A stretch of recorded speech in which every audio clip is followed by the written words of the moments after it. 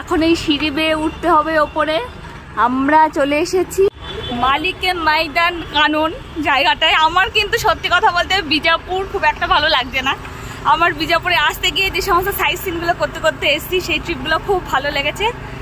আর আজকে আমরা ঘোড়া সাফারি করতে করতে যাচ্ছি, ওটাই ভালো লাগছে। কিন্তু কি দেখছি কি দেখছি না, মানে বড্ড ছিমছাম, মানে ছেলে খুব একটা উৎসাহ পাচ্ছে না, যার জন্য আমার ভালো লাগছে না। আর ওই যে আমাদের ঘোড়াটা দাঁড়িয়ে আছে, সরি সরি ওটা কানন না, কিন্তু ওটা ক্যানন। আমি ভাবছি কানন মানে সব, আমরা বাঙালি তো সব, মানে কি যে বলছে গাইড বুঝতে পারছি না, সবই বাংলা বাংলা শব্দ মাথায় চলে আসছে। হাঁপিয়ে গেলাম সিঁড়িতে উঠতে উঠতে। কামান আছে, কামান। আচ্ছা চলো, ও টুরিস্ট এসছে ভেতরে, ওই যে আয় বাবাই।